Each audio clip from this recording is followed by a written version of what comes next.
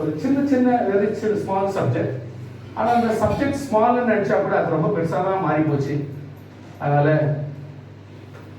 பிரசங்கம்லாம் நிறைய எடுத்து கட்சியில் எந்த இதுலேருந்து எடுக்கக்கூடாது, பேசாமல் பைபிள் எடுத்து படிக்கலான்னு நான் பார்த்துட்டு சோஃபாவில் வந்து பைபிள் வச்சுக்கின்னு நாளைக்கு இதுலேருந்து தான் பிரசங்கம் பண்ணோம் அப்படின்னு சொல்லிட்டு உட்காந்து பொழுது ஒரே ஒரு பாயிண்ட் எனக்கு கிடைச்சிச்சு. அந்த பாயிண்ட் வச்சு இன்னைக்கு பார்த்தா பெரிய பிரசங்கம் வந்துச்சு. அதனால பெரிய பிரசங்கம் பண்ண போறதுல ஒரு ஸ்மால் வசனம், ரிச் அப்படின்ற வார்த்தை. ரிச் நான் என்ன, ரிச் என்ன சும்மா அப்படி சொல்லுங்க. ஏமா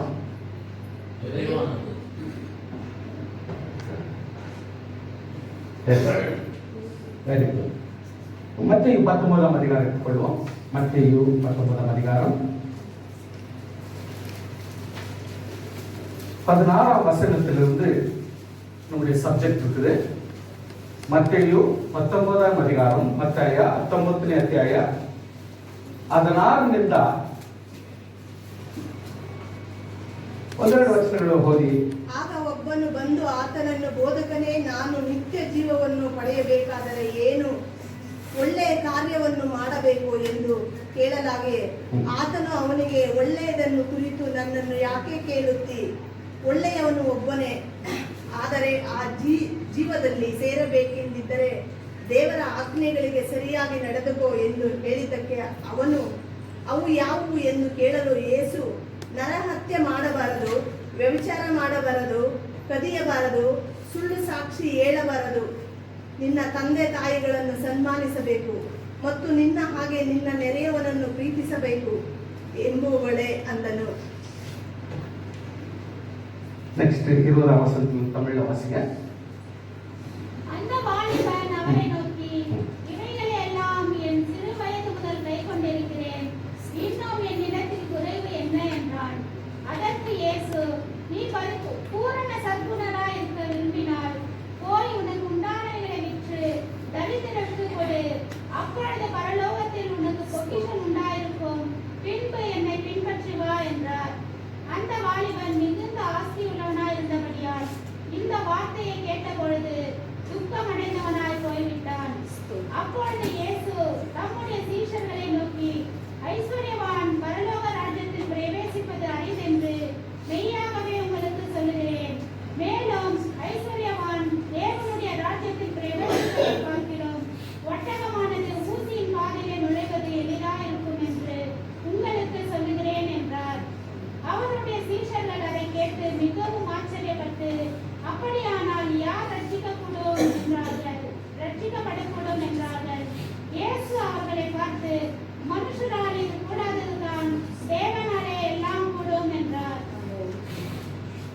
அப்பொழுது பேதுரு அவரை நோக்கி, இதோ நாங்கள் எல்லாவற்றையும் விட்டு உம்மை பின்பற்றினோமே, எங்களுக்கு என்ன கிடைக்கும் என்றான்.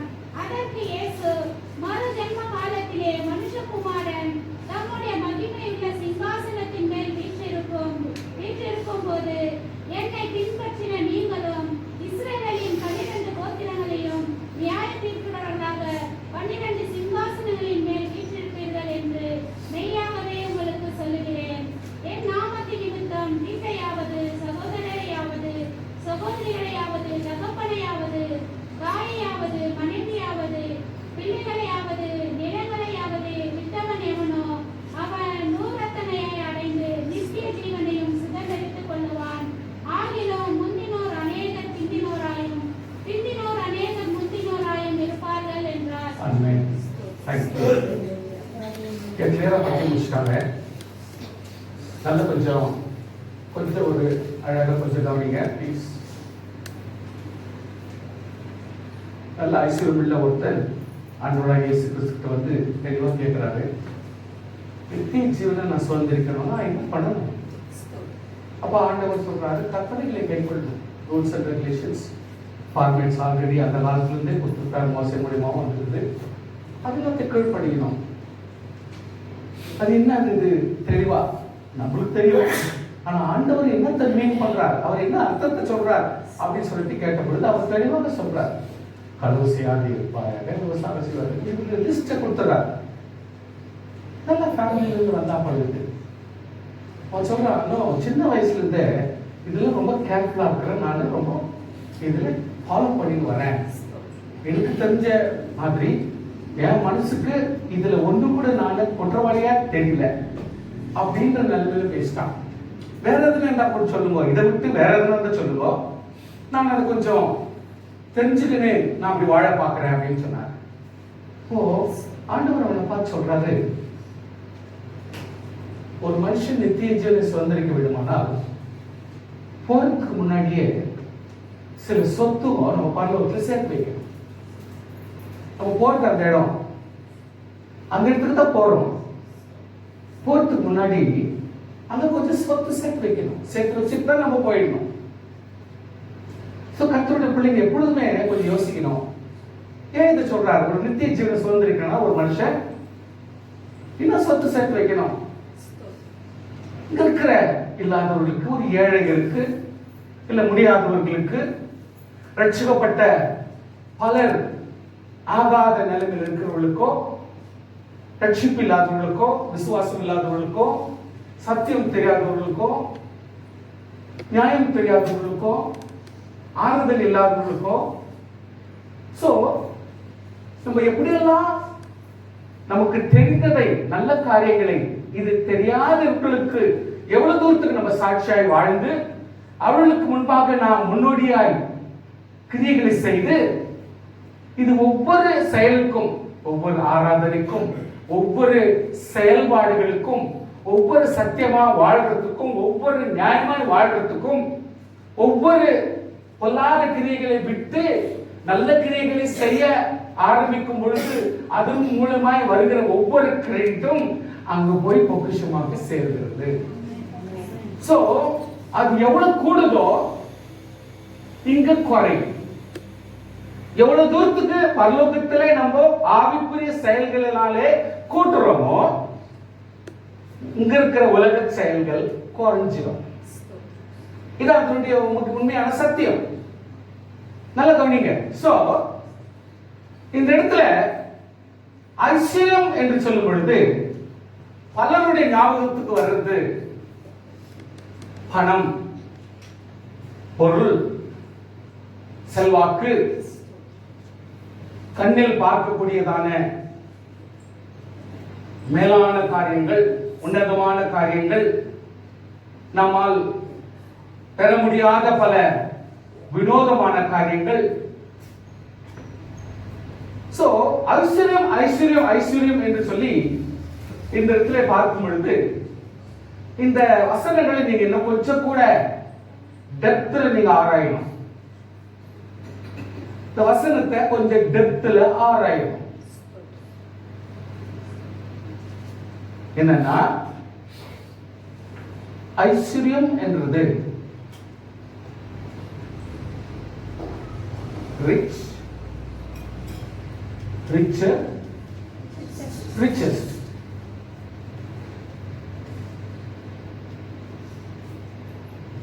ஈவன் கிராமட்டிக்கலா நீங்க எடுத்துனாலும் சரி, எப்படிப்பட்ட ஒரு சூழ்நிலை எடுத்தாலும் சரி, ரிச்ன்றது ஒண்ணு, ரிச்சர்ன்றது ப்ரோக்ரஸ்ல போகுது, ரிச்சஸ்ட்ன்றது ஒரு லெவலுக்கு வந்துட்டாரு. இப்போ ஐஸ்வர்யம் something abundant, something abundant, ஒரு காரியம் மிகுதியாக, ரிச் சொன்னா ஒரு செயல் மிகுதியாக, ஒரு செயல்பாடு மிகுதியாக, ஒரே காரியம் அதிகமாக. When you subject to something abundantly is the richest. நீங்க நல்லா யோசிக்கணும். டிக்ஷனரியை நீங்க பார்க்கணும், வேதத்திலும் கொஞ்சம் ஆராயணும், கொஞ்சம் தியானிக்கணும். அப்படி பண்ணா விசுவாசியே யூசுவலா ரிச்சஸ்ட்னு சொன்னா அபண்டன்ட்னு சொன்னா அப்படி நம்ம கவனத்துல வர்றது வந்து பணம் மட்டும்தான். அப்படி அல்ல அல்ல. no, you should have to get in depth in it. எந்த விஷயத்துல அதிகமாக நீ உடையவராய் இருக்கிறையோ அதுலதான் நீ ரிச். உங்களுக்கு புரிஞ்சிச்சு? ஒரு மனுஷர் கொஞ்சம் உங்க ஸ்லோவா ஓட்டி காட்டுறேன். நிறைய பொருள்களை நிரம்பி இருந்தா அதுல அவர் ரிச். சிலர் பேசி பேசி பேசி பேசிய வாழ்க்கையே பேச்சில் நடத்திடுவாங்க. Is rich in speech. ஒருத்தர் ரொம்ப டேலண்டடா எதுக்கு எடுத்தாலும் கோவப்படுவார். Is rich. ரிச். எதுல நீ பூரணப்படுகிறாயோ அதிலே நீ சம்பூர்ணனாய் மாறுகிறாய். ப்ளீஸ் ப்ளீஸ் ப்ளீஸ் கொஞ்சம் கூட இந்த இடத்துல கொஞ்சம் நிதானிக்கணும். நீங்க ஆண்டவர் சும்மா சும்மா வேக எதையும் பேச மாட்டார். இயேசு கிறிஸ்து பேசுற ஒவ்வொரு வார்த்தைக்கும் ரொம்ப அர்த்தம் இருக்குது. He speaks always specific and unique. அர்த்தத்தோடு கர்த்தர் பேசுவார். So நீ எதை அதிகமாய் பெற விரும்புகிறாயோ அதிலே நீ சம்பூர்ணமாய் மாறிவிடுகிறாய். So நீ ஒரு வசதி உள்ளவன், rich man or richest என்று சொன்னால் உன்னுடைய ஒவ்வொரு திறமையும் உங்ககிட்ட இருக்கிற ஒவ்வொரு செயலையும் அது விளக்கி கொடுத்துவிடும். பணம் மட்டுமே ரிச் என்று சொன்னால் பணக்காரன் பணத்தை வச்சு பல காரியத்தை உன்னால் சம்பாதிக்கலாம். பணத்தை வச்சு பல சூழ்நிலையில நீ வழி தப்பி போயிருக்கலாம். அந்த பணத்தை வச்சு ஒரு மனுஷன் வித்தியாசமான ரீதியில தன் வழி தப்பி, குடும்பத்தையும் தப்பி, தன்னுடைய சொந்தத்தையும் தப்பி, சொந்த பர்சனல் லைஃபை தப்பி போயிருப்பான். அதனால பணம் ஒரு மனுஷனுக்கு சதம் அல்ல, ஒரு பேசிஸ் கிடையாது. ரிச்ன்றது இந்த இடத்துல rich is wherever you are substantially, subsequently enormous. நீ எதுல அதிகமாய் வியாபரித்திருக்கிறாயோ அதுலதான் நீ ரிச்.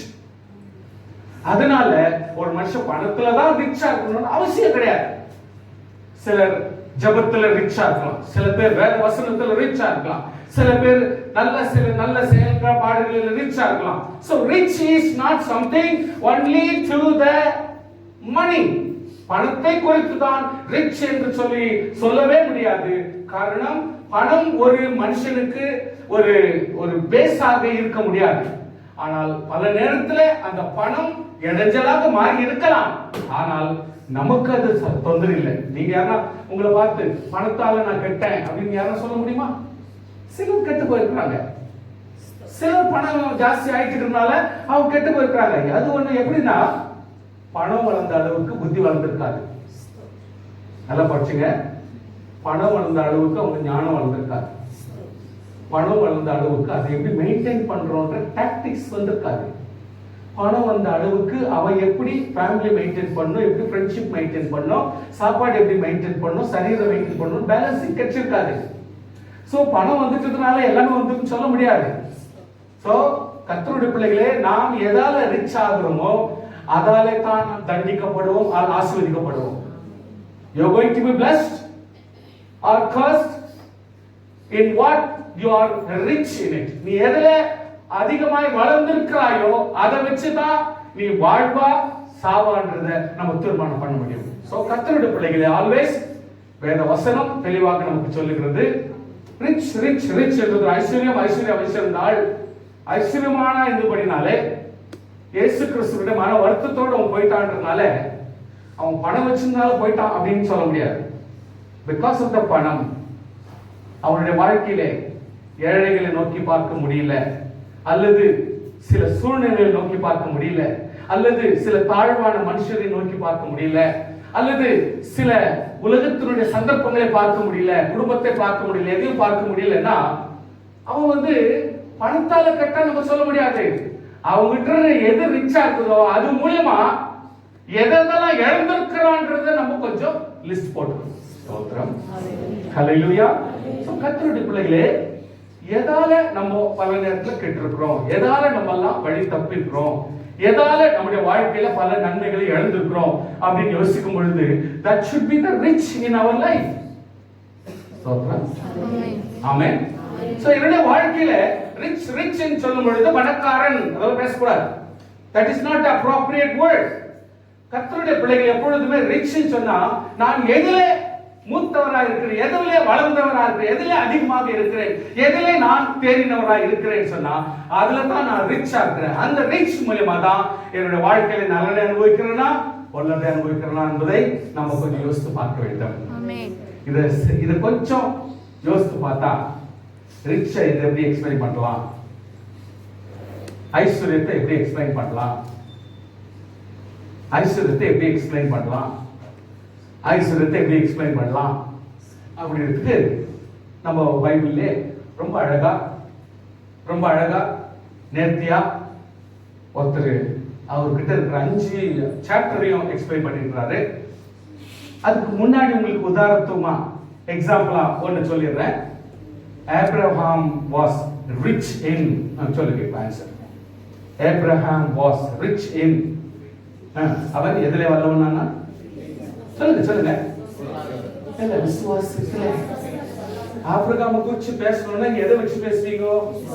விசுவாசத்தை வச்சு தான் பேச முடியும். அப்போ அவன் பணம் வசதி இருந்துச்சு, அவன் வேலைக்காரன் கூட சொல்றான் என் எஜமான கர்த்தர் ஆசீர்வதித்திருக்கிறார், அவருடைய சொத்து பூமி தாங்க முடியல அதுன்றாரு. ஆனால் வேதத்துல எப்பவுமே நம்ம கான்டெக்ஸ்ட்ல ரொம்ப கரெக்டா இருக்கணும். எதை பேசுறோமோ அதுல நீ கணக்கா இருக்கணும். உலகத்திலேயே ஆபிரகாமை குறித்து பேச வேண்டுமானால் விசுவாசத்தை குறித்து தான் பேச வேண்டும். ஸ்தோத்திரம் சொல்லுங்க பார்க்கலாம். ஹல்லேலூயா. அப்போ Abraham rich in what? faith. ஆமென். ஹல்லேலூயா. இப்போ மோசே குறித்து சொல்றோம். மோசே எப்படி? ஆமென். மிஸ் பண்ணிக்கிறீங்க. உண்மை கிடையாது. அதுல சாந்தமுள்ள உலகத்திலேயே யாரு? மோசே சாந்தமுள்ளவன். So he is rich in that. So கர்த்தருடைய பிள்ளைகளே, பணம் பொருள் வசதிக்கு தேவைக்கு கர்த்தர் உங்களுக்கு கூட்டி கொடுக்கிறதை வைத்து நீ ரிச் என்று பணத்தினாலே நீங்கள் ஈக்குவலைஸ் பண்ணக்கூடாது.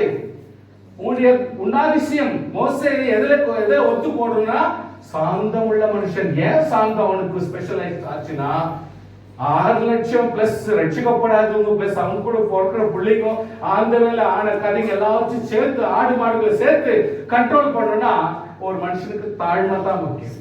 லீடர்ஷிப் வந்து ரொம்ப கஷ்டம், அவ்வளவு ஈஸி கிடையாது. 2 குழந்தைங்க ஒரு பொண்டாட்டி வச்சு உங்களால சமாளிக்கணும்னா நீங்க பற்ற பாடு இவ்வளவா இல்லை. காலமெல்லாம் நீங்க கதை பேசுறீங்க.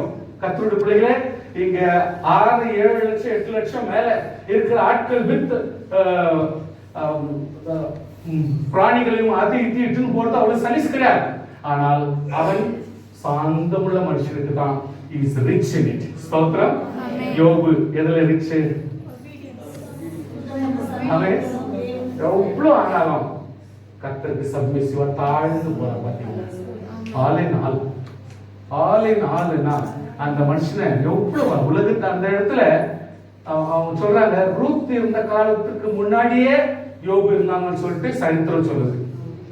யோபு ரூத்தினுடைய சரித்திரத்துக்கு முன்னாடியே வாழ்ந்தவராக சொல்லப்படுது. அப்படியானால் அந்த அவ்வளவு பணம் வச்சுக்கிட்டு இருந்தாலும் எவ்வளவு அழகான கேரக்டர் உள்ள மனுஷனாக இருந்தான். அவனுக்கு ஒரு கை தட்டலாமா? ஹalleluya. What a greatest man he is. So rich now நல்லா புரிஞ்சுங்க. He is the richest man in the third way. So அது போல கர்த்தருடைய பிள்ளைகளே, நீங்க யோசித்து பாருங்க. ஒரு தாவீதை எடுத்துக்கினா என் இருதயத்துக்கு ஏற்ற மனுஷன். அவன் பெரிய ராஜாவா இருக்கலாம், பணங்கள் எல்லாம் சேர்த்து சபை கட்டுறதுக்காக மகன்கிட்ட கொடுத்து போனானே பத்ரடா ஆண்டவருக்காக நீ சபை கட்டுற, லேசான வீடு கட்டல, ஆலயம் கிடையாது, இது அரண்மனை கிடையாது, இது கர்த்தருக்கென்ற ஆலயம். அதனால நான் நாள் முடிச்சுட்டு எல்லாத்தையும் கொடுத்துடுறேன். இதையும் மீறி ஆண்டவர் உனக்கு நிறைய கொடுப்பாரு, அதையும் வச்சு நீ என்ன முடியுமா செய்யறாரு. அந்த அளவுக்கு ஒரு நல்ல மனசாட்சி உள்ளவனா இருந்தாலும் கூட அவன் வந்து தேவனுக்கு இருதயத்துக்கு ஏற்ற மனுஷன் அப்படின்னு ஆண்டவர் சொல்லிட்டார். So he is rich in ஆண்டவருடைய இருதயத்துக்கு தகுந்த மாதிரி வாழக்கூடிய ஒரு மனுஷன் அப்படி சொல்லிட்டு தாவீது சொல்லலாம். சோ இப்படி ஒருத்தர் ஒரு கேரக்டர்ல ரிச் ரிச் ரிச் இந்த சப்ஜெக்ட பொறுத்தளவுல. சோ வாட் இஸ் ஐஸ்வர்யம்? யாக்கோபு 1ாம் அதிகாரம் எடுத்துங்க. ಯಾಕೋಬನು 1ನೇ ಅಧ್ಯಾಯದಿಂದ 5 ಅಧ್ಯಾಯಗಳು ಇದೆ. ಇದೆಲ್ಲ ಹೇಳಕ್ಕೆ ನನಗೆ ಸಮಯ ಇಲ್ಲ. ಆದರೂ ಪ್ರಾರಂಭದಲ್ಲೇ யாக்கோபு ಹೇಳ್ತಾನೆ, என் சகோதரரே, நீங்கள் பலவிதமான சோதனைகளில் அகப்படும் பொழுது உங்கள் விசுவாசத்தின் பரீட்சையானது பொறுமை உண்டாக்கும் என்று அறிந்து அது மிகுந்த சந்தோஷமாய் எண்ணுங்கள். புரிஞ்சுங்களா? அதான் காலையில் சொன்னேன் நானே.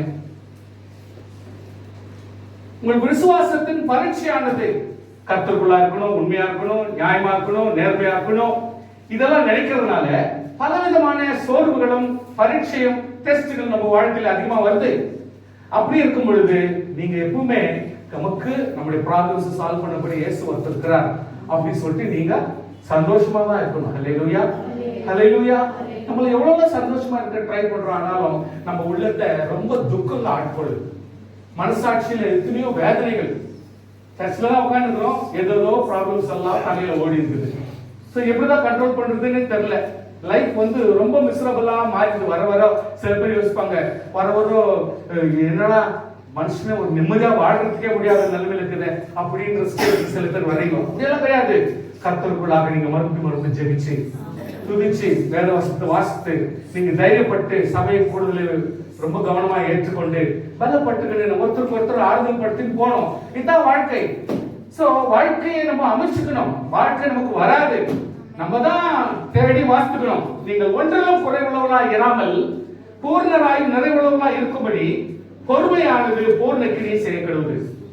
எப்போ நம்ம பூர்ணமா ஆகணுமோ, அதிகமா பெரிய ஆட்களா மாறணுமோ, எல்லாத்துக்கும் சம்பூர்ணமாய் மாறணும் அப்படின்னு நம்ம நினைச்சா நம்ம என்ன செய்யணும்னா பொறுமையானது பூர்ண கிரியை செய்யணும். பொறுமையோடு பூர்ண கிரியை நாம் செய்யறதுக்கு இடம் கொடுக்கணும். கர்த்தருடைய பிள்ளைகள் ரொம்ப கவனிங்க. ஒருத்தர் ஞானத்தில் குறைவா இருந்தா யாருக்கும் சம்பூர்ணமாய் கொடுக்கிற ஒருத்தர் இருக்கிறார், அவருக்கு தேவைதான். கர்த்தாவை புத்தி கூட ஆண்டவரே, அருள் கூட ஆண்டவரே. இதெல்லாம் ரொம்ப ஷார்ட்கட்ல திங்க் பண்றேன், ரொம்ப சீக்கிரம் நான் ரொம்ப மனசு நொந்துக்கிறேன், ஒரு நிம்மதி இல்லாத வாழ்க்கை வாழ்றேன். எனக்கு ஒரு பொறுமை கூட ஆண்டவரே, எனக்கு ஞானம் கூட ஆண்டவரே. எப்படி எப்படி திங்க் பண்ணணும், எப்படி எப்படி அனுசரிக்கணும், எதை விடணும், எதை எடுத்துக்கணும், எது கவலைப்படணும், எது கவலைப்படக்கூடாது, இதை கொஞ்சம் பேலன்ஸ் பண்ற ஞானத்தை கூட ஆண்டவரை சொல்லிட்டு நம்ம கேட்கணும். ஆனாலும் அவன் எவ்வளவு சந்தேகப்படாமல் விசுவாசத்தோடு கேட்கிறவன். சந்தேகப்பட்டா நீ காற்றில் அடிபடுகிற அலைகளை போல அலைக்கு ஒப்பா இருக்கிறோம். நம்ம அலமோதக்கூடாது. அப்படிப்பட்ட மனுஷன் நான் கர்த்தருக்கு இதெல்லாம் கேட்கலாம் அப்படின்னு சொல்லிட்டு கூட நினைக்க முடியாது. கேட்கிறவன் விசுவாசத்தோடு கேட்கிறவன், என் கர்த்தர் எனக்கு செய்வார், என் தேவன் எனக்கு எல்லாவற்றையும் செய்து முடிப்பார், என் தேவன் என்னை சந்தோஷமாய் நடத்துவார், என் தேவன் என்னை ஆறுதலா நடத்துவார். இப்ப கோபப்பட்டுக்கிறீங்க, விசுவாச குறைவு. துக்கப்படுறீங்க, ஏன்? நம்பிக்கை போயிடுச்சு. திடீர்னு சுழிக்கிறீங்க மூஞ்சி, ஏன்? கர்த்தர் மேல இருக்கிற நம்பிக்கை இல்ல, போயிட்டு அப்பப்போ பிரேக் ஆகுது.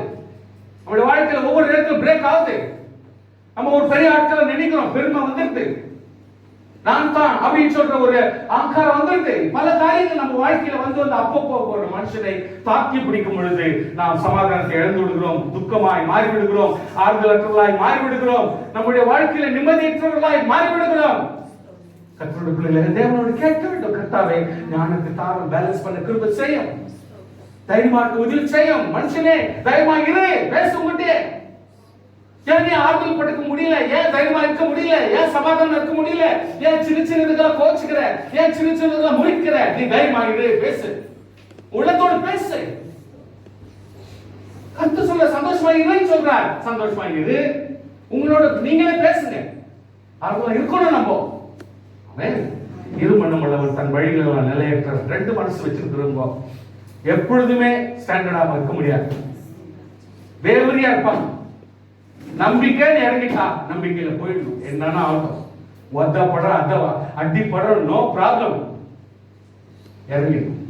இறங்கிட்டா திரும்ப ரெண்டாவது பேச்சு வரக்கூடாது. ஆண்டவர் அடிச்சாலும் உதைச்சாலும் கர்த்தரை நான் பின்பற்றுவனாகவே இருக்க வேண்டும். ஹல்லேலூயா.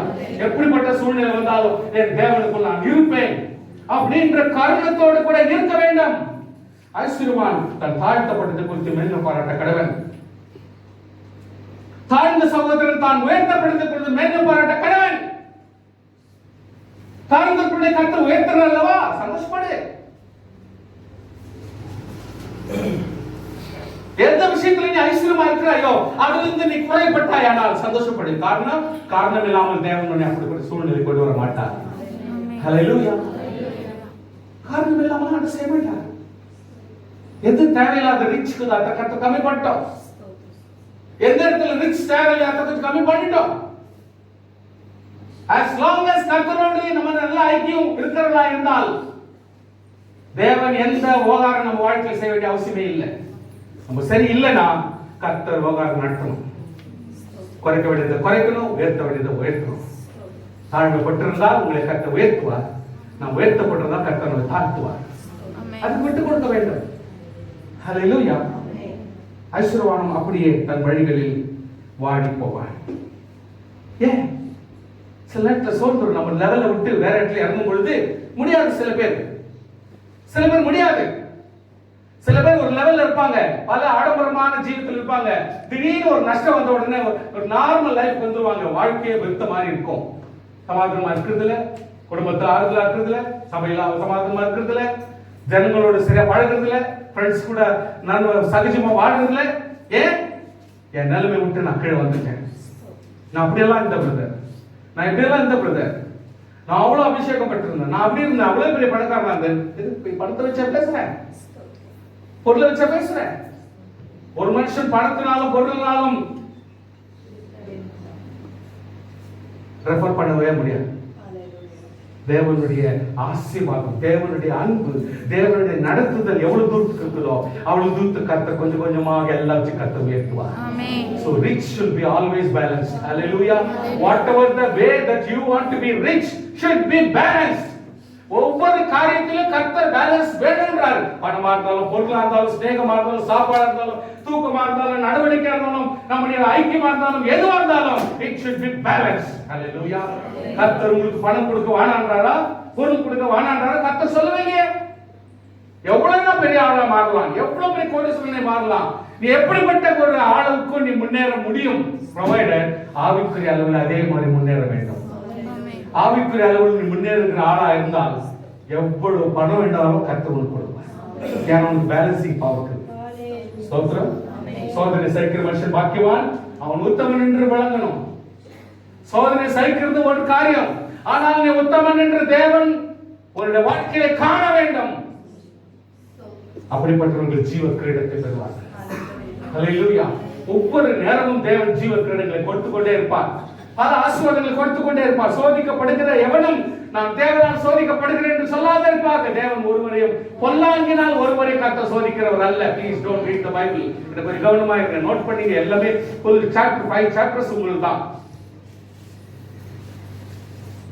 கர்த்தர் என்ன இப்படிப்பட்ட பிரச்சனையில விட்டுட்டா சொல்லாதீங்க. நம்மளே நன்றி கெட்டவங்களா இருக்கும் பொழுது கர்த்தர் நன்றி கெட்டவரா இருக்க மாட்டார். அவர் அப்படிப்பட்டவர் அல்ல. அவர் யாரும் சோதிக்க மாட்டார். அப்ப கூட கர்த்தர் சொல்றார், பொல்லாங்கினால் யாரையும் கர்த்தர் சோதிக்கிறவர் அல்லன்றார். அப்படியானா we cannot blame God. கர்த்தரோட பிள்ளைங்க ரொம்ப கவனமா இருக்கணும். ஒருவன் அவன் சோதிக்கிறவன் அல்ல, அவனவன் தன் சுய இச்சையினால் எடுக்கப்பட்டு சிக்கொண்டு சோதிக்கப்படுகிறார். பின்பு இச்சையாக கர்ப்பத்திலிருந்து பாவத்தை பிறப்பிக்கும், பாவம் பூர்ணமாகும் போது மரணத்தை பிறப்பிக்கும். Then only we will know, ஓ இப்படிப்பட்ட ஒரு பாவம் இவர்கிட்ட இருக்குது அப்படின்றது அப்பதான் நமக்கு தெரியும். அது வெளிப்படும் பொழுதுதான் தெரியும், அது வரைக்கும் தெரியாது. ஒவ்வொரு கிரியும் நம்முடைய வாழ்க்கையில வெளிப்படும் பொழுதுதான் நமக்கு தெரியுது.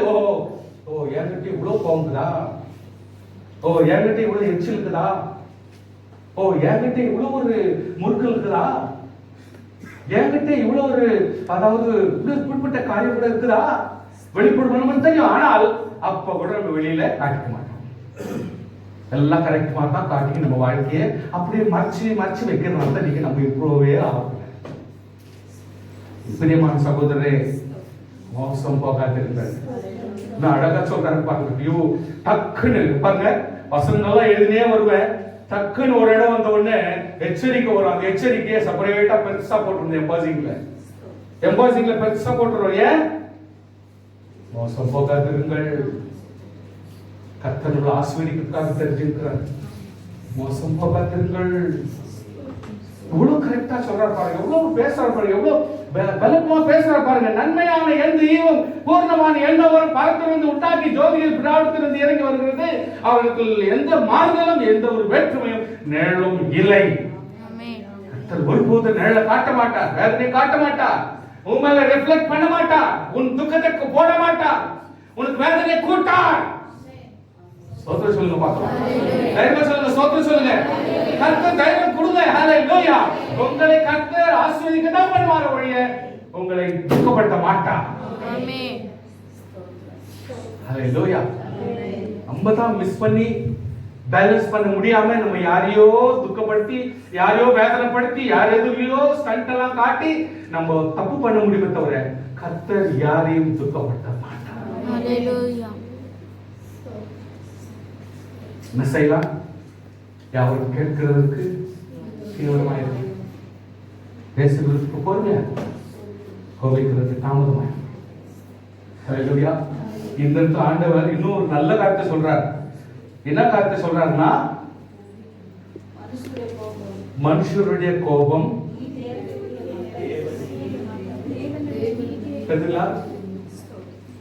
நீ பண்ற ஜெர்ப்பு அங்க வேவாதுன்ற நம்ம பாஷையில சொல்றதுன்னா, நம்ம பண்ற ஸ்டண்ட் நீ முறுக்கின கர்த்தர்கிட்ட முறுக்கினா சர்ச்சுக்கு வரல, கர்த்தர்கிட்ட முறுக்கின நான் ஜெபம் பண்ணல, கர்த்தரோட முறுக்கி நான் பைபிள் வாசிக்கல, கர்த்தரோட முறுக்கின ஒரு மாதிரி உம்மன் கர்ணனா, இது அங்க வேவாதுன்றாரு. ஸ்தோத்திரம். ஹalleluya. ஸ்தோத்திரம். தேவன் மனுஷனுடைய கோபம் தேவனுடைய நீதி நடப்பிக்க மாட்டாது. அங்க போய் ப்ரூவ் பண்ணாது கர்த்தாவே நான் நியாயம் அப்படி சொல்ல மாட்டாது. ஸ்தோத்திரம். ஹalleluya. ஸ்தோத்திரம். ஆமென். கர்த்தர் நீங்கள் எல்லாவித அழுக்கையும் ஹalleluya கொடிய துர்க்குணத்தையும் ஒழித்துவிட்டு உங்கள் உள்ளத்தில் நாட்டப்பட்டதும் உங்கள் ஆத்துமாக்களை ரட்சிக்க வல்லமுள்ளதாக இருக்கிற வசனத்தை சாந்தமாய் ஏற்றுக்கொள்ளுங்கள். வசனங்களை சந்தோஷமாய் ஏற்றுக்கொண்டு பாஸ்டரானா இருக்கட்டும், நீ போப்பனாயிரு, நீ ரெவரண்டனாயிரு, நீ விசுவாசியானாயிரு, இதுக்கு பேதபாவம் கிடையாது. ஹalleluya. யாராவது கீழ்ப்படிஞ்சு வசனத்தை ஏற்றுக்கொண்டு பலப்பட வேண்டும். பலப்படாவிட்டால் ஆமென். ஏன்னா கர்த்தருடைய பிள்ளைங்க அவர் சீர் பண்ணுவார், சரி பண்ணுவார், படைஞ்ச பாத்திரத்தை சரி பண்ணுவார், எல்லாத்தையும் சீர்படுத்துவார். அவர் விட மாட்டார். கர்த்தர் சம் பிள்ளைகளை தேவன் விட்டு கொடுக்க மாட்டார். ஹalleluya. ஏனென்றால் ஒருவர் திருவசனத்தை கேட்டு அதின்படி செய்யாதவனானால் கண்ணாடியில் தன் சுபாவ முகத்தை பார்க்கிற மனுஷனுக்கு ஒப்பாயிருப்பான். அவன் தன்னைத்தானே பார்த்து அவிடம் விட்டு போன உடனே தான் சாயல் என்னது என்று மறந்து விடுவான்.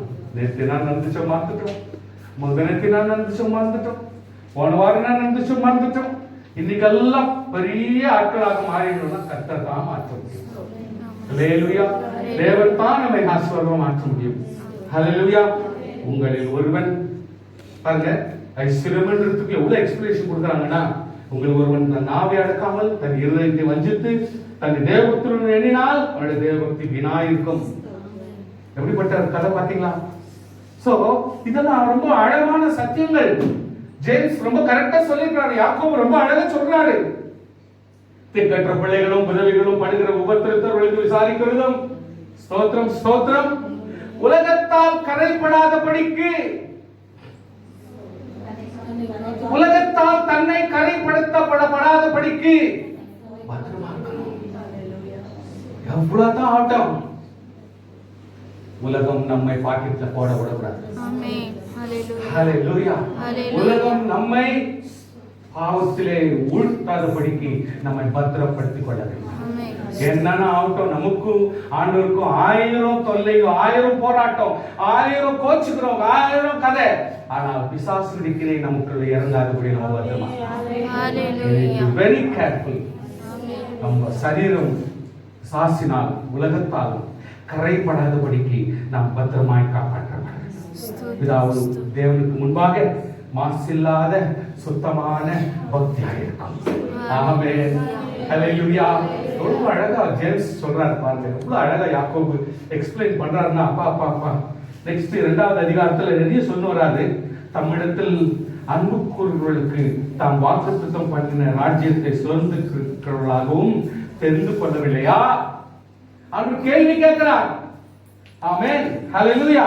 4 வசனத்துல கர்த்தர் சொல்றார், தம்மிடத்தில் அன்பு கூறுகளுக்கு தாம் வாக்குத்தத்தம் பண்ணின ராஜ்யத்தை சுதந்திரத்துக்குள்ளாக தெரிந்து கொள்ளவில்லையா?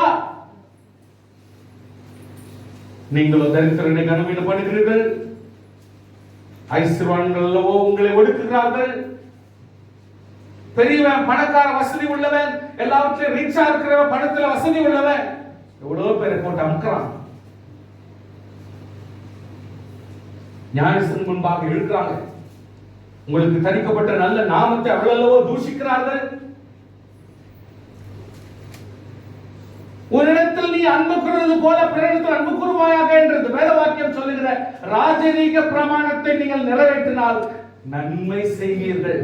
ஆமென். சோ ரிச் என்றது பாருங்க எப்படி வியாபித்து இருக்கிறது. It is God spread over variety of characters. வித்தியாசமான கேரக்டர்ல rich, richer, richest அப்படின்றது பரம்பி இருக்கிறது. சோ விசுவாசியே கவனிங்க, 13 வசனம் வாசிக்க என்றால், இரக்கம் செய்யாதவனுக்கு இரக்கம் இல்லாத நியாயத்தீர்ப்பு கிடைக்கும். இரக்கம் செய்யாதவனுக்கு இரக்கம் இல்லாத நியாயத்தீர்ப்பு கிடைக்கும். நாம் இரக்கம் செய்யலைனா நமக்கு இரக்கம் கிடைக்காது. விசுவாசிகள் கவனமா இருக்கணும். இரக்கம் கிடைக்கலன்னா நம்ம இரக்கம் செய்யணும். மனைவிக்கு நாம் இரக்கம் செய்யணும். ஒவ்வொரு நேரம் கணவனுக்கு இரக்கம் செய்ய வேண்டும். பிள்ளைகளுக்கு இரக்கம் செய்ய வேண்டும். பிள்ளைகளும் தகப்பன் தாய்க்கு இரக்கமா இருக்க வேண்டும். சபையினர் இரக்கமா இருக்கும். குடும்பத்தில் இரக்கமா இருக்க வேண்டும். நம்ம இறங்கலைன்னா கர்த்தர் நமக்கு இறங்க மாட்டார். கொஞ்சம் சில பாயிண்ட்ஸ் என்ன தலையில அடிச்சு சொல்ற மாதிரி இருக்கு. எவ்வளவு ஒரு ஆழமான காரியங்கள். நியாயத்திற்கு முன்பாக இரக்கம் மேன்மை பாராட்டும். தேவன் ஒருவர் உண்டு என்று விசுவாசிக்கிறார், அப்படியே செய்கிறது நல்லதுதான். விசுவாசத்தில் நடுங்குகின்றன. நம்ம மரியாதை கொடுக்கிறோம், கர்த்தரை கனப்படுத்துறோம், நான் ஸ்தோத்திரம் பண்றேன், நான் ஜெபிக்கிறேன், துதிக்கிறேன்னா இதுக்கு மேலதான் பிசாசு வணக்கம் கொடுக்குது கர்த்தர். நம்ம தொழுகிட்டு நம்ம பெருமையா பேசிக்கிறோம். பிசாசுகள் நடுங்குகின்றன என்ற வசனம் சொல்லப்படுகிறது. ஆமென். ஸ்தோத்திரம். உங்களுக்கு தெரியலன்றீங்களா? நான் பார்க்கல பாஸ்டர். பிசாசுகள் எங்க நடுங்குகின்றன நான் இது வரைக்கும் பார்க்கல. நடுங்குனால தான் உங்ககிட்ட வந்து டச் பண்ண சொல்ல வந்து டச் பண்ணல. ஏன்? கர்த்தரை நீங்க அட்லீஸ்ட் இவ்வளவு தூரத்துக்கு வசனத்தை ஏற்றுக்கொண்டிருக்கீங்க, ஜெபம் ஏற்றுக்கொண்டிருக்கீங்க, வசனத்தை ஏற்றுக்கொண்டிருக்கீங்க, கர்த்தருக்குள் நான் பசுத்தமா இருக்கணும் அப்படின்னு சொல்லிட்டு நினைக்கிறீங்க. அதான் பிசாசு உங்களுக்கு பிடிக்கல. கொஞ்சம் தப்பி பாருங்க, பிசாசு எவ்வளவு சீக்கிரம் உங்களை கேட்ச் பண்ணுது, எவ்வளவு சீக்கிரம் கேட்ச் பண்ணுதுன்னு பாருங்க. இப்படி கூட நடக்குமா? ஆமா நடக்கும். எப்ப கர்த்தரை விட்டு பின் வாங்குறாங்க டெஃபினெட்லி பிசாசு வந்து சேர்ந்துக்கும். பிசாசு நடுங்குகிற வீணான மனுஷனே, இது இல்லாத விசுவாசம் செத்தது என்று நீ அறிய வேண்டாமோ? ஆமென். நல்ல கவனிங்க. ஆபிரகாம் தன் குமாரன் ஈசாக்கு பலியிடுவதன் மேல் செலுத்தின போது கிரியையினாலே அல்லவோ நீதிமான்களாக்கப்பட்டான். விசுவாசம் அவனுடைய கிரியையினாலே, முயற்சி செய்து கிரியையினாலே விசுவாசம் பூர்ணப்பட்டது என்று காண்கிறாயே, அப்படியே ஆபிரகாம் தேவன் விசுவாசித்தான், அது அவனுக்கு நீதியாக எண்ணப்பட்டது என்கிற வேத வாக்கை நிறைவேற்றி அது தேவனுடைய சிநேகிதன் எனப்பட்டான். ஆதலால் மனுஷன் விசுவாசத்தினாலே மாத்திரமல்ல கிரியையினாலேயும் நீதிமான்களாக்கப்படுகிறார் என்று காண்கிறீர்கள். ஸ்தோத்திரம். அப்படி ஆவி இல்லாத சரீரம் செத்ததா இருக்கிறது போல கிரியை இல்லாத விசுவாசம் செத்தது. சோ கிரியை இல்லைனா விசுவாசம் கூட செத்தது.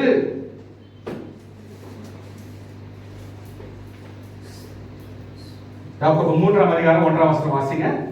என் சகோதரரே, அதிக ஆக்கினை ஆக்கினை அடைவோம் என்று அறிந்து உங்களில் அநேகர் போதகராக இருப்பீர்களாக.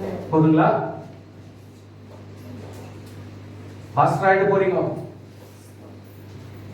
விசுவாசிகள் எப்படி பாட்டில் எப்படி சமாளிச்சுக்கணும், எப்படி நட்டின்னு போயிருக்கிறோம், தற்காப்புக்கான தப்பு செஞ்சுக்கிட்டு எப்படி நட்டின்னு போயிருக்கிறோம். ஊழியக்காரனா இருந்து தப்பு பண்ணா சூப்பர் ஆக்கினத்துக்கு உண்டா நல்லதான் நீங்கெல்லாம் ஊழியக்கார ஆள அப்படின்றாரா இந்த இடத்துல.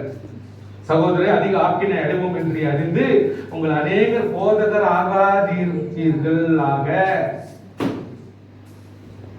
ஏன்னா 10 பேருக்கு ஊழியம் செய்து 10 பேருக்கு புத்தி சொல்ற அளவுக்கு நீங்க வந்துட்டீங்கன்னா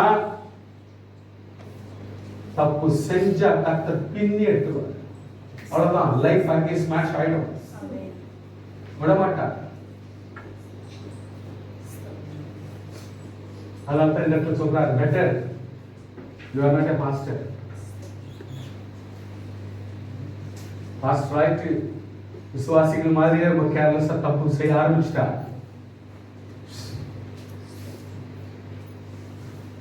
நாம் எல்லாரும் அநேக விஷயங்களில் தவறுகிறோம். ஒருவன் சொல் தவறாதவன் ஆனால் அவன் பூர்ண புருஷனும் தன் சரீரம் முழுவதும் கடிவாளத்தினாலே அடக்கிக் கொள்ள கூடியவனுமாக இருக்கிறான். குதிரைங்க பாருங்க, ஒரு கடிவாளத்தை போட்டு எப்படி கண்ட்ரோல் பண்றாங்க. கப்பலை பாருங்க, எப்படி வேணுமோ திருப்பக்கூடிய அளவுக்கு சுக்கான போட்டு செயல்படுத்துறாங்க. அப்படியே நாவானதும் சிறிய அபயமாக இருந்தோம்.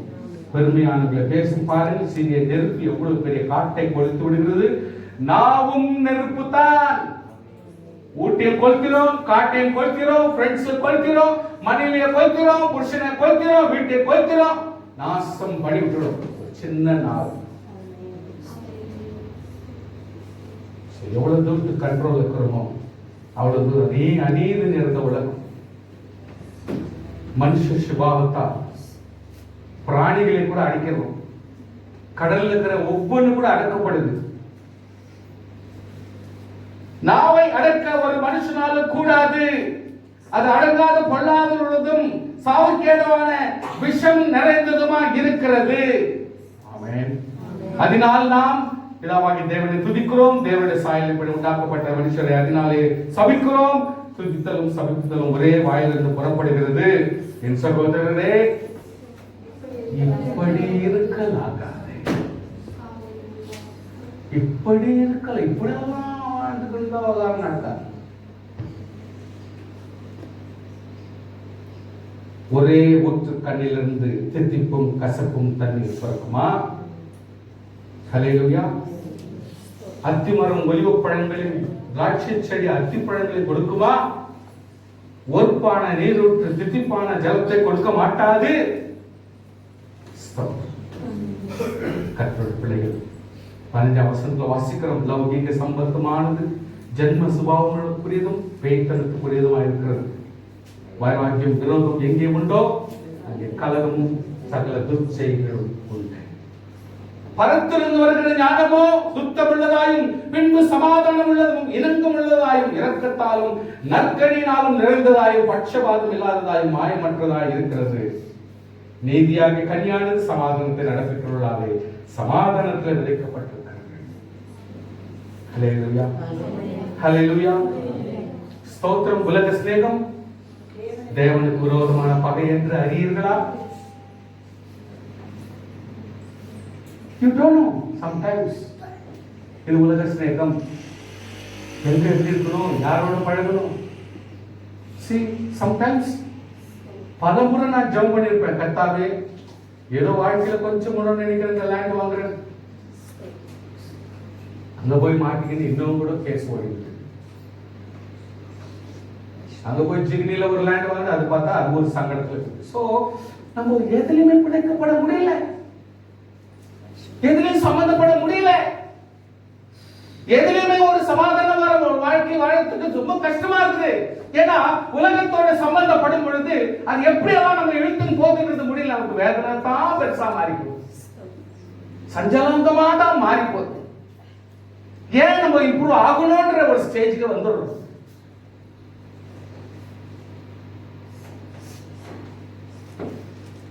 அவர் அதிகமான கிருபை அளிக்கிறாரே, ஆதலால் தேவன் பெருமளவுக்கு எதிர்த்திருக்கிறார், தாழ்வுகளுக்கு கிருபை அளிக்கிறார். ஆகையால் தேவனுக்கு கீழ்ப்படிந்து பிசாசுக்கு எதிர்த்து ஹல்லேலூயா, அப்பொழுது அவங்களை விட்டு ஓடி போவான். இப்பெல்லாம் பிசாசை பார்த்து பிசாசை நீ போ அப்படின்ற சங்கடமே அவங்களுக்கு பாவம் எங்கேயோ கிடையாது. இப்பெல்லாம் அந்த பிரச்சனையெல்லாம் கிடையாது. சும்மா தான் சில பேர் அழுறது எல்லாரும் இதுலயும் பேரு நான் இது நான் அவன் பேரை கட்டி நமக்கு என்ன ஆகும்? பிசாசு. இதுல அவன் பேரு என்ன, ஊரு என்ன, எவ்வளோ எங்கிருந்து வந்தா நமக்கு என்ன வரும்? பிசாசு போயிட்டே இருந்தாங்க. சரி, இன்னைக்கு ஸ்டண்ட் காட்டுறது, ஷோ காட்டுறதுன்னு தான் பிசாசுங்கிறது ஒரே தண்டம். அதுதான் எல்லாருக்கும் ஸ்டண்ட்டுங்க அப்படியே வியாபித்து கேட்க வேண்டிய வேலையே இல்லை. அதெல்லாம் வேலையே இல்லை. நமக்கு என்னன்னா நீதியை குறித்து பேசணும், நியாயத்தை குறித்து பேசணும், பரிசுத்தை குறித்து பேசணும், வெளிச்சத்தை குறித்து பேசணும். அதுக்கெல்லாம் கர்த்தர் நம்மளை வச்சிருக்கிறாரு. ஹல்லேலூயா, ஹல்லேலூயா. வெளிச்சத்தை குறித்து பேசணும், இயேசு குறித்து பேசணும் வச்சிருக்கிறாரு. அதை குறித்து பேசுறதுக்கு நம்மளை வச்சவே இல்லை. நமக்கு அது வேலை இல்லையே, அந்த வேலை நமக்கு இல்லையே.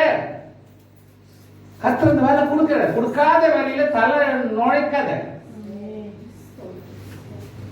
இந்த வேலையே சீரா செய்ய முடியல. இயேசுவே ஆண்டவரே அப்படின்றதுக்கே நமக்கு நீ யோசித்து பார்க்கல. அதே இன்னும் பூர்ணமா சொல்லி முடிக்கல. நம்ம அப்போ தொழுகிறதுக்கு கஷ்டமா இருக்குது. அதை கூட போர்ஸ் பண்ணி தான் நடக்க வேண்டியதா இருக்குது. அப்படிங்கிறப்போ நீ தேவையில்லாததுக்கெல்லாம் என் டைம் ஸ்பெண்ட் பண்ணுகிறேன். ஸ்தோத்திரம், ஹல்லேலூயா, ஸ்தோத்திரம். ஆகையால் தேவனுக்கு கீழ்ப்படிந்து பிசாசு எடுத்துக்கிட்டு அவங்களை விட்டு ஓடி போவான். ஹல்லேலூயா. வசனம் சொல்லுது,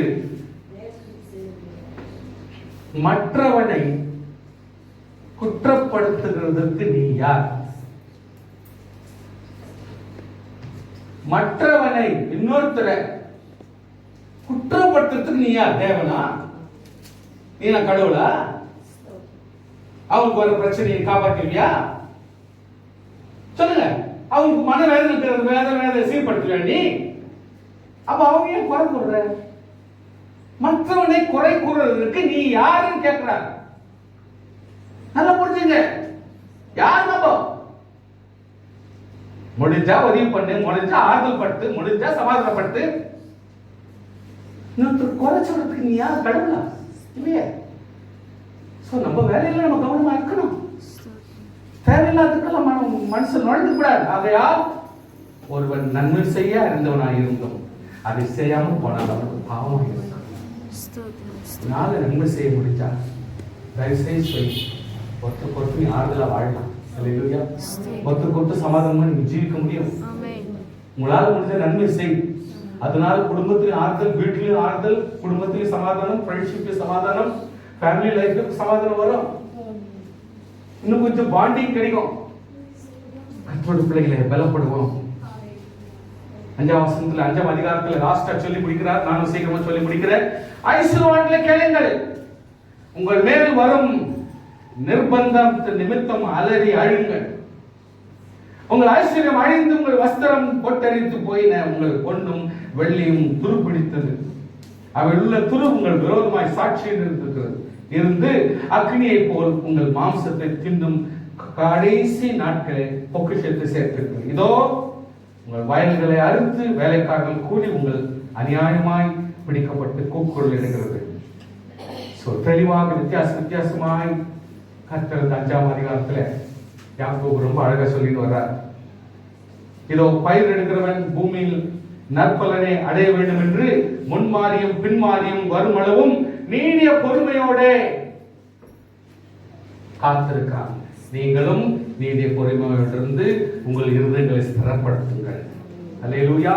உங்கள் இருதயங்களை ஸ்திரப்படுத்துங்கள். கர்த்தருடைய வருகை சமீபமா இருக்கிறது. சகோதரரே, நீங்கள் நியாயத்திற்கப்படாதபடிக்கு ஒருவர் விரோதமாய் முறையிடாதிருங்கள். இதோ நியாயாதிபதி வாசலில் இருக்கிறார்.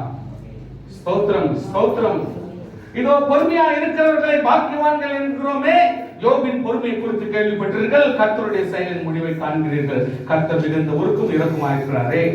ஸ்தோத்திரம், ஸ்தோத்திரம். யாக்கினைக்குள்ளாக தீர்க்கப்படாதபடிக்கு, ஹல்லேலூயா, நீங்கள் ஆக்கினைக்குள்ளாக தீர்க்கப்படாதபடிக்கு உள்ளதை உள்ளதென்றும் இல்லதை இல்லதென்றும் சொல்லுங்க.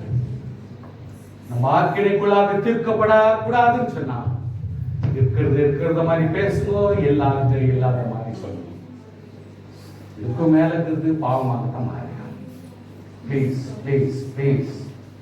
ஹல்லேலூயா. உங்களில் ஒருவன் துன்பப்பட்டால் எத்தவன பில்ஸ் போடுறது, எத்தவன எதனா வெசனமான பேச்சு. ஃபர்ஸ்ட் எத்தவன ஜெபம் பண்ணுங்க. கர்த்தாவே நீ சுகப்படுத்தும், நீ சுகப்படுத்தும். நமக்கு இருக்கிற அந்த இம்மீடியட் டாஸ்க் என்னது? என் தேவனாகிய கர்த்தாவே தொடங்கிடணும், வார்த்தை வந்துடணும். ஹல்லேலூயா ஹல்லேலூயா. அதுக்கு மேல ஒரு பரிகாரம் நம்ம எடுத்துக்கலாம். Maybe if there is any medicine we can go for. கர்த்தர் சமூகத்தில் ஜெபம் பண்ணுங்க. அதுக்கும் மீறி ஒரு ஜெப எண்ணை தூக்கி தலையில நீங்களே போட்டு இயேசுவின் நாமத்தில் என் கர்த்தாவே என்னை சுகப்படுத்தும். செய்ய வேண்டியது செஞ்சுடுங்க. அதுக்கு மேல விட்டதை கர்த்தர்கிட்ட விடலாம். எதையுமே செய்யாத விசுவாசி அதுல ஒரு திறமைசாலியா இருந்தாக்கா விசுவாசமா இருங்க, அதுல தப்பு இல்லை. நமக்கே ஒரு ரூல்ஸ்களை போட்டு உட்கார்ந்து இருக்க கூடாது. உங்களுக்கு ஒரு வியாதிப்பட்டால் அந்த சபை மூப்பர்கள் வரவேற்பானா. இஃப் யூ வாண்ட் கூப்பிடுங்க. யார் ஜெபிக்கணும் ஆசைப்பட்டா கூப்பிடுங்க. விசுவாசமா இருந்தா நீங்களே ஜெபம் பண்ணுங்க. அப்படி கூப்பிட்டா என்னைய போட்டு ஜெபம் பண்ணா கர்த்தர் சுகப்படுத்துவார். ஆமென். அதான் நம்ம செய்ய சொல்றோம். ஹல்லேலூயா. அவருடைய நாமத்தால் என்னை குறித்து அவனுக்கு ஜெபம் பண்ண கடவர், அப்பொழுது விசுவாசம் உள்ள ஜெபம் பண்ணியாக ரட்சிக்கும். கர்த்தர் அவனை எழுப்பார், அவன் பாவம் செய்வாதான பெய்தவனா இருந்தாலும் அது அவனுக்கு மன்னிக்கப்படும். ஸ்தோத்திரம். எத்தனை பேர் நம்புறீங்க? ஹல்லேலூயா. உங்க வீட்டுல அப்படி செய்தா கூட கர்த்தர் மன்னிப்பார். நீங்க எங்க ரொம்ப சீப்பா நீங்க மாற வேண்டிய இடம் தான் உங்க வீடு தான். ரொம்ப இலக்காரமா சீப்பா ஆகிற இடம் எந்த இடம்னா, நோஸ் கட் ஆகிற இடம்னா அது உங்க வீடு தான். உங்களை அப்படியே காட்சி வச்சிருவாங்க. இவங்களுக்கு தான்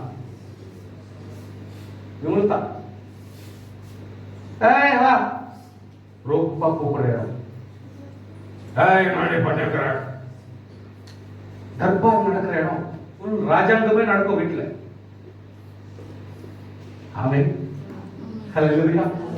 இந்த வாரம் ஃபுல்லா ஜுரத்துல இருந்தேன் நான்.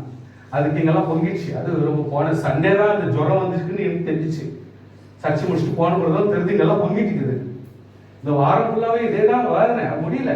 நான் சொல்லுவேன் எனக்கு ரொம்ப தூக்கமா வருது, பகல்ல ஒரு தூக்கம் வருதுன்னா எனக்கு ஜுரம் கேது, அதனால முடியல, எனக்கு டேப்லெட் ஒன்று கூட நான் தூங்குறேன், படுத்துக்கிறேன், என்னால முடியல சொல்லிட்டு இந்த வாரம் எல்லாம் மேக்சிமம் அப்படிதான் இருந்தேன் நான். பட் என்னன்றேன், தேவனாகிய கர்த்தர் எந்த சூழ்நிலை நம்ம நடந்தாலும் நான் சொல்றேன், மகனை பார்த்து தொட்டு ஜெபம் பண்ணுப்பா, எனக்கு தொட்டு ஜெபம் பண்ணுப்பா, எனக்கு பலவீனமாக.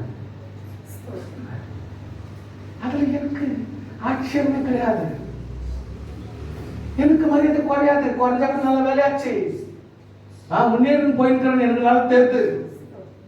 மகளை பார்த்து சொல்லுவேன், எனக்கு தொட்டு ஜெபம். மனைவி பார்த்து சொல்லுவேன், இல்லை ரொம்ப கஷ்டமா இருக்கு, எனக்கு தொட்டு ஜெபம் பண்ணு.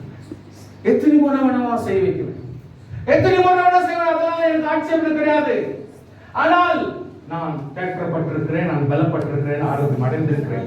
ஹல்லேலூயா. சோ நம்ம சாதகமா மாற்ற தெரியணும். நமக்கு சில நேரத்துல எல்லா காரியம் தெரியும், ஆனா சில காரியம் சின்னதா இருந்தாலும் செய்யறதுக்கு நமக்கு இஷ்டப்படாது. அங்கதான் நமக்கு ஒத்து போக மாட்டோம். எல்லாத்தையும் அப்படித்தான் செய்யணும்னு நான் சொல்லல, எந்த சாட்சிய சொல்றேன், எனக்கு அப்படி நினைக்கின்னு போறேன், எனக்கு தான் அது கதை, உங்களுக்கு அது கதை இல்லை. கர்த்தரோட பிள்ளைகளே, தேவனாகிய கர்த்தர் டெஃபினெட்லி அப்படிப்பட்ட ஒரு காரியத்தை செய்வே நான் ஆர்டர் சொல்றேன், கண்டிப்பா சுகத்தை நான் தருவேன். ஒருவேளை பாவமே செஞ்சிருந்தா கூட அங்க நான் சுகப்படுத்துவேன்றாரு ஆண்டவர். சோத்ரமே அப்படித்தானே சொல்றாரு, பாவமே செஞ்சிருந்தா கூட அந்த இடத்துல சுகப்படுத்து மன்னிப்பேன்றாரு ஆண்டவர்.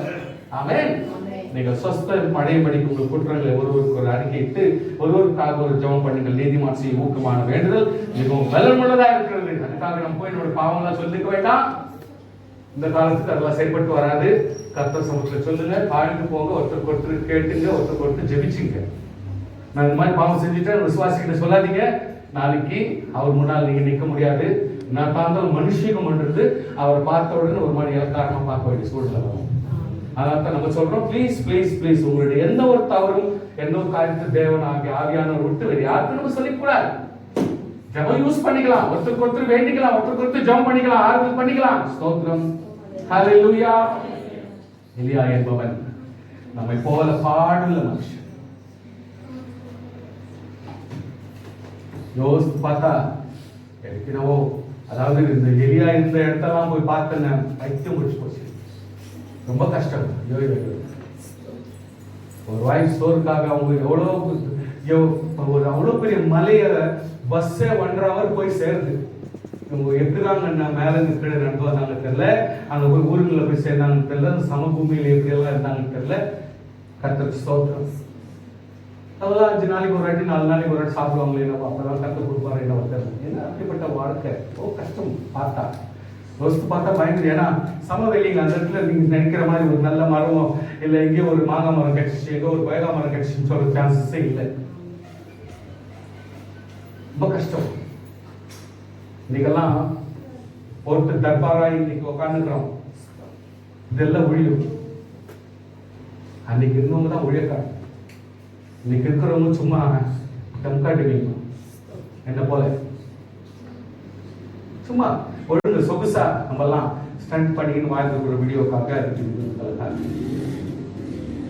உயர்த்தாருன்னா என்ன பாடுவாங்க, என்ன கஷ்டம், அவங்க எங்க போயிருப்பாங்க, அவங்க யார் சாப்பிட கொடுத்துருப்பாங்க, அவங்கள யாரெல்லாம் கவனிச்சிருப்பாங்க, எப்போ சோறு கெடிச்சிருக்கோம் இல்லை எதெல்லாம் எதிர்க்கிறான்னு நமக்கு தெரிஞ்சிருக்கோம். எலிசா எதிர்க்கிறான்னு தான் யாருக்கு தெரிஞ்சிருக்கோம், எந்த இடத்துல எந்த கத்தர் எங்கிட்டு போறான்னு தெரியும், யாரை பார்த்து சோறு கொடுப்பாங்க.